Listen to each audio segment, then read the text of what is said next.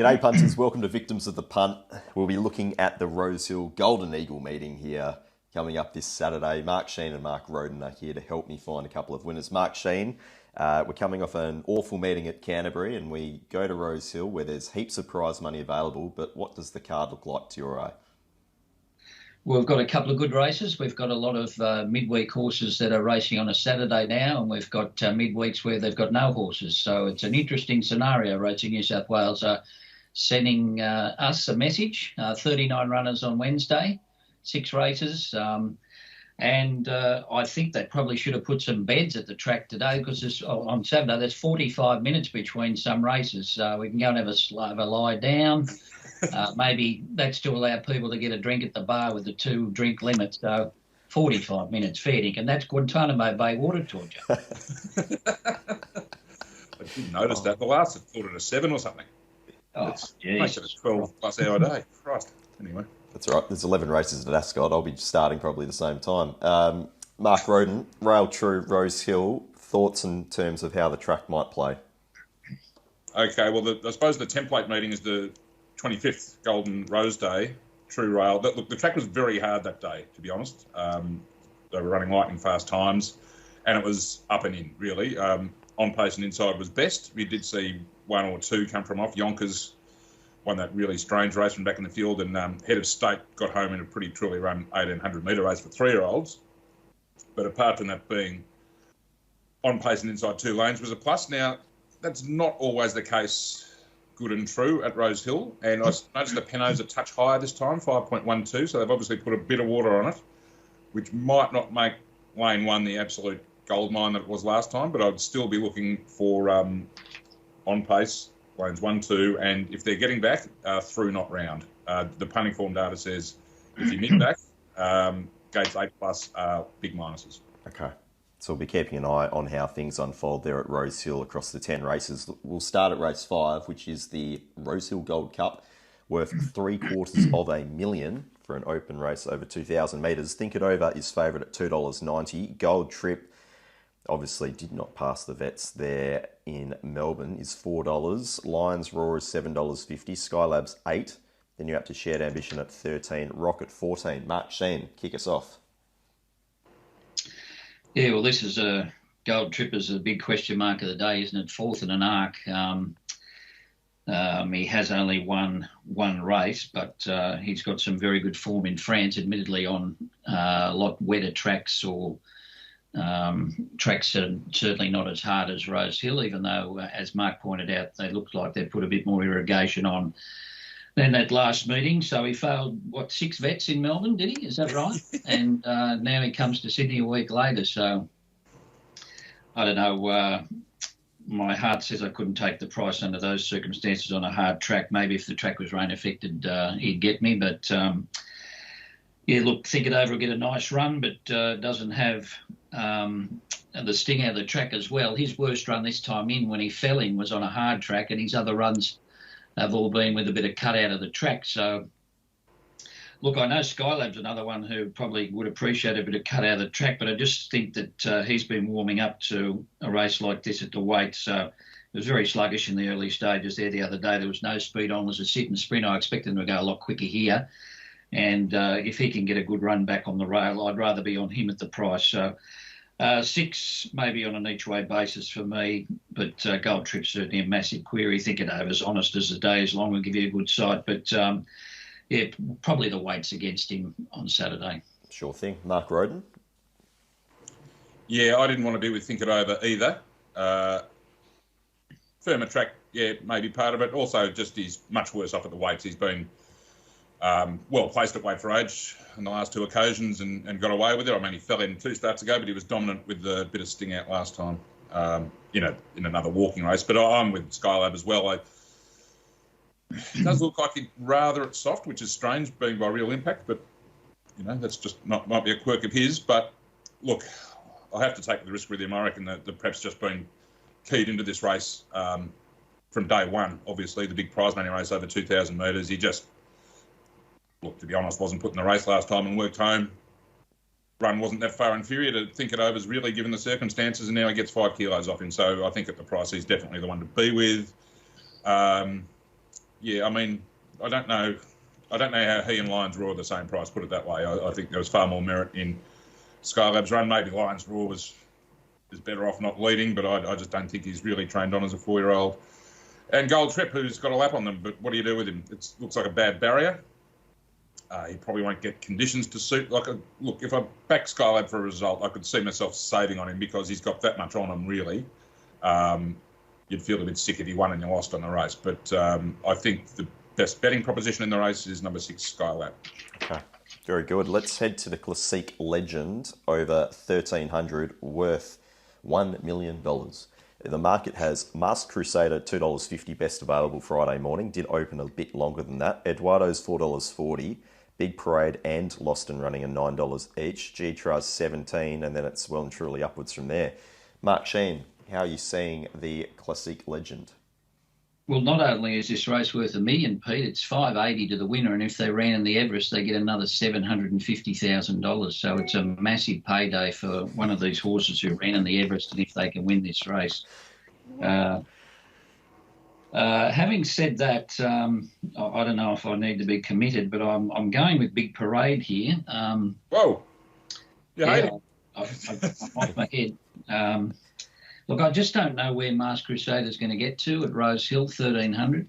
And Eduardo, look, he gets a beautiful run here, but dry ground, 1,300 metres, not too sure. It's a race I'm not overly fussed on, to tell you the truth, but 10 on top, Big Parade. I might have lost my marbles. Okay. Mark Rhoden? Yeah, I agree to the extent that I think the two favourites are a bit short.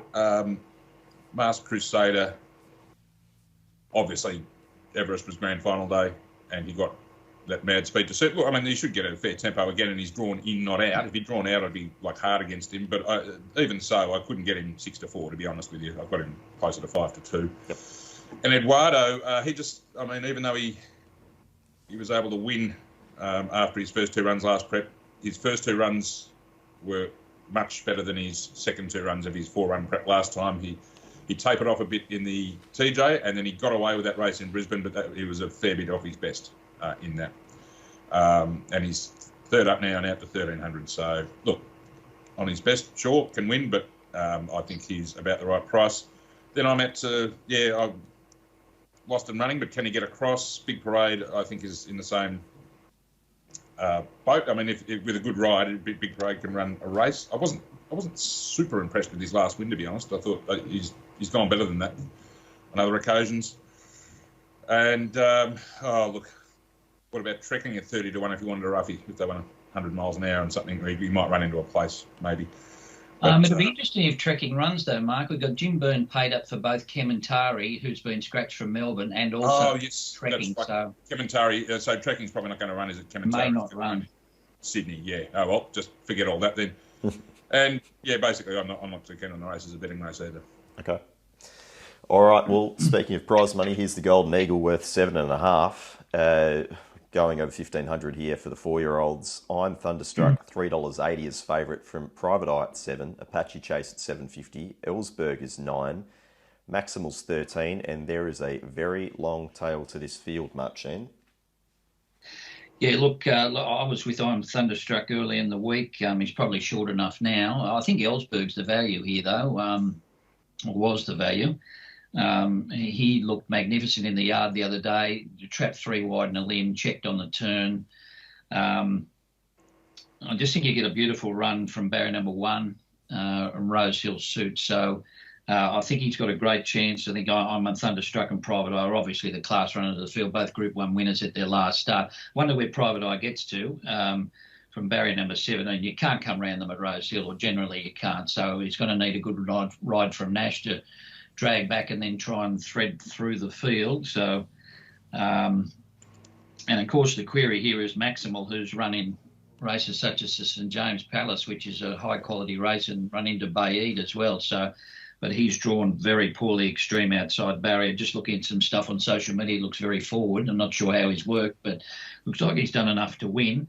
9 from 2 for me, just at the value Ellsberg. Okay, Mark Rhoden, what do you make of this I'm Thunderstruck Victorian form coming up to Sydney for the first time?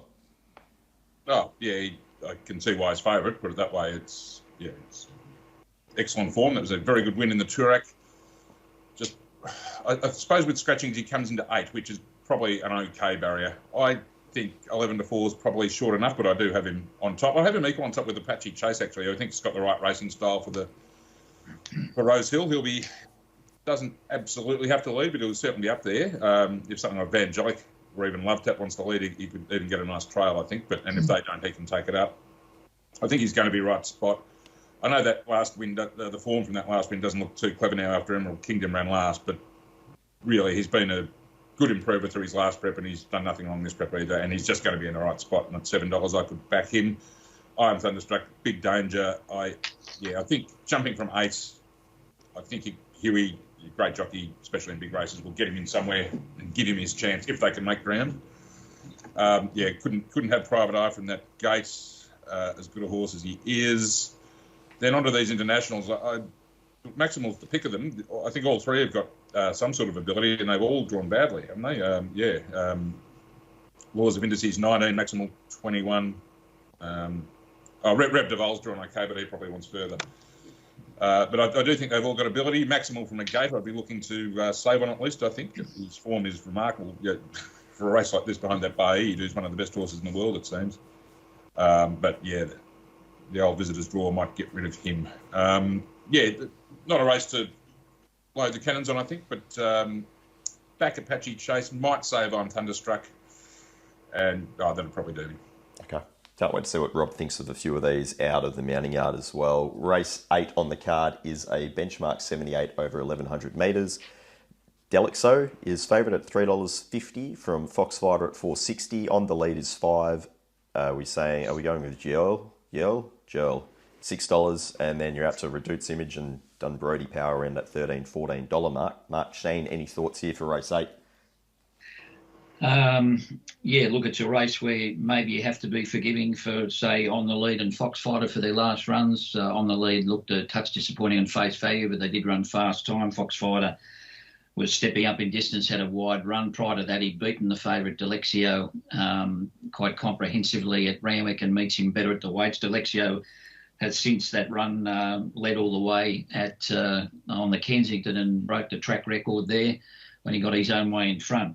So it's a race where maybe you have to be forgiving. I'm going with Foxfighter only on the fact that he's got barrier number 1. He's got no weight on his back, and just hopefully that tough run that he had the other day hasn't knocked the edge off him. But prior to that, his form was very good. He'd won 3 of his last 4 starts going into that run. So just from a suck barrier number 1 with no weight on his back, I thought he'd be hard to beat. Delexio's obviously in great form, but he may not get his own way in front here with Starboy in the race. That was the only query that I had. And On the Lead, well, we'll find out on Saturday whether he's just a milk drinker or not. Yes, indeed. Mark Rhoden, your thoughts here on race 8? Yeah, I'm with Delexo. I just love his sort of ratings pattern. He sort of put a base of performances together first prep, came back a level better this time in and put 3 together. Even the defeat to Foxfighter was still, on my ratings, going at the same level. And then, look, admittedly with a few favours, he went to another level, and the picture of the ratings just looks beautiful. If he holds that, I think he'll win again. I think his performance at Kenzo was better than his performance at Randwick today. Foxfighter beats him, and if he can run up to that, admittedly under slightly different circumstances, I think he's the one to beat. That said, Foxfighter, I think, from barrier 1 is definitely the danger. And look, I suppose theoretically On the Lead's the other danger. I didn't like the way he changed stride when he was asked to chase Leo the other day. That just puts the seed of doubt into my mind over his genuineness, whether he has that desire for the contest. It was a good performance by Leo, and Leo just didn't stop. But yeah, On the Lead, I thought half gave himself up there. So given that, I'm going to back Delexo. Might look to save on Foxfighter. Don't have to at $4.60 though, personally. But I like Delexo. Do you think he'll lead Starboy or sit outside him? No. Well, they're the only 2, because then you're left with Jerl, who led in weaker grade last time. I don't know if it would want any part of it. Yeah, so I think he could even sit outside Starboy if Starboy was marked urgent. Yeah. Okay, let's have a look at race 9, benchmark 78 over 1500. There's already been 3 scratchings of Brookspire, Dancing Gidget and Zorocat are all out. So Murren Parr is favourite as of now at $2.45. Equation $3.90. Golly I'm Lucky's $5.50. $7 for Pipali. $8.50 for Easy Campese. Upwards for the rest there. Mark Shean, any thoughts or any interest here in race 9? Yeah, well, that scratchy at Brookspire's made a massive difference to this race. It would have started a short price favourite. Murren Park probably gets all favours in front here. Easy Campese and Equation may come across. They might ride it a bit more aggressively from an outside barrier. Look, I think Murren Park has been gifted a couple of races recently and I couldn't possibly back it. I think Easy Campese is going well. He's had 3 trials in very strong heats. 1500 first up is a slight question mark, but I've had something on him at $14 already prior to that Brookspire scratching, and I think Golly I'm Lucky is absolutely flying as well without luck. So I'm betting around Murren Parr. I may end up with the arse out of my pants, but I'm backing 3 and 7. All right, Mark Rhoden, how are you approaching this race? Yeah, I want to be around Murren Parr too. I thought Brookspire was a good thing. And this is it in Melbourne or somewhere else? It's not nommed anywhere else in Sydney. Maybe it's not sure. Yeah. Something might have gone wrong with it, unfortunately, because this did look like a good race for it. Yeah, well, I'm left with Easy Campese on top now. I've actually got it marked. I had it marked second favourite behind Brookspire. I'm happy to mark it favourite here. Look, it's never won first up, but it's run well, and I think the fact that it's had those 3 solid trials, they put the Claiming Apprentice on, obviously going to ride it positively. That's all. They're all signals of intent, I think, and at his best. I mean, he's more than capable of giving Murren Parr a race. I think Parr's going to map well with Nash on, of course, but I didn't like the way he wandered around at Warwick Farm when he hit the front last time. He's still rated okay, but the form has not been good out of that race, and I think at 240 he's lay of the day really. Easy Campese is going to be up with him in the right spot, and he's 4 times the price. Golly I'm Lucky, I was the other one I think who's going really well. We've mentioned him a few times, both in previews and reviews. Gets back, but the small field probably brings him into it. To be honest, I've got him around 550, so I don't absolutely have to back him as third pick. But, more than happy to be with Easy Campese at these odds and against Murren Parr. All right, sounds like a good little lineup there. Sorry, while we're here, just Equation second favourite too, I think is massive unders as well. I think it needs soft for sure. Yeah. Okay, that brings us to the last, which is race 10 over the 1300, benchmark 78. In terms of the market, the current favourite is April Rain at $4.80 from Zoo Shack and Promotions at $5.50 each. Cuban Royale is $10. You've got Ventura Ocean at $13, and then Dynamic Impact and Academy at $14 each. Mark Shean, anything for yourself in the last? Well, April Rain's drawn 15 and no rider paid up and is nominated for 2 races at Flemington on Tuesday. So I've got to say it's not going to run here. I thought much better was a good run the other day where it led one off the fence, which I think is a horror position. Prior to that, it had beaten Blesk first up. I think it maps quite nicely. It looks to be a bit of speed in this race with Peyton Place going forward. Academy and Zushak will have to do some work from a wide alley. So I think he'll get a nice run just off the speed here, and I thought he represented a bit of value number 10. Look, Zushak's got a chance, but he was given a perfect ride from Nash the other day. Dancing Gidget could improve, just died on its run there first up from a long spell. And Dynamic Impact has been given a couple of soft trials, got a very bad barrier, but could sprint well fresh. But I'm with number 10, much better. Promotion's another one in the market, not one of mine to run back-to-back races. So 10 each way. Okay, much better. Currently best available is $21. Mark Rhoden, anything for yourself in race 10? Yeah, I think it's almost certain that April Rain's going to be scratched, which is unfortunate because I think despite the barrier, this was a chance to get a price. I know she's been costly, especially to Mark in the past, but I think she's a bit better than these, but it really doesn't look like she's going to take a spot in the field. Now, allowing for deductions, I've got my top 2 are Cuban Royale and much better. Much better looks a decent price even after deductions are going to be applied. I think it's probably a bet given a good racing style and in good form. Cuban Royale, it's had plenty of racing, but continues to race well and drawn barrier 1. I think it's a chance. I agree with Mark's point about Zushak. I think it's a chance, but it's going to be like nominal favourite now. Well, it's going to be favourite with promotions, and I think they both had. They both received great rides from Nashville Willow last time, and the setup does look a bit different. So I think they're going to be under the odds with Celtic. The other one I was giving some sort of chance to, but he's just a heartbreaker to back because he always gets back and he's not particularly well drawn. I could see myself. I wanted to back Opal Rain, but in the absence of her, I could see myself having something on 8 Cuban Royale and 10 much better. Okay. A little bit of the lineup there. Again, in the last, that brings us to the end. I'll get your best players, whether they be best bets, value bets, or lay bets. Mark, Shean, I'll start with yourself. I think Cat going to win the first. Nashon's a positive booking for mine. Dry track first up, so she's trialled really well, like her. I thought in the 4 pillars, Darylina Bell had a good chance. I'm not sure she handled the heavy at Warwick Farm the other day. Her only run on a hard track was at Scone, where she absolutely bolted in, so I think she's good value.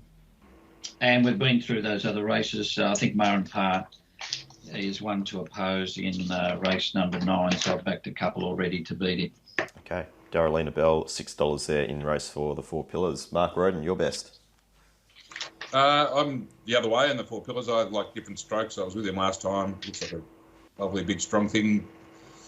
Barrier 1 should be good for the pattern. Maybe he's going to get cluttered up, but there does look to be a hell of a lot of speed in this race. I think Dufresne with the claim is just going to run them along, and there's about 4 or 5 others who want to go forward too. So if Huey can just pick a way through, I think he'll be very hard to beat. I honestly thought there were 3 chances in the race, different strokes. The one Mark mentioned, Darylina Bell, and even though it's a drier track, the horse that knocked off Darylina Bell at Warwick Farm, Rebel Rama, now it probably wants softer than this, but drawn gate 2, it'll be worse than midfield, probably back. But if I'm right about the speed and they go 1,000 miles an hour and they're waiting for something to run over them, if Robbie Dolan can pick his way through at around $17, I'd be looking to save on it as well. Okay, very good. Thank you very much to you both. We'll catch up on Monday with Rob Scurry and we'll review this Golden Eagle meeting. But until then, all the best for the weekend. Enjoy Derby Day.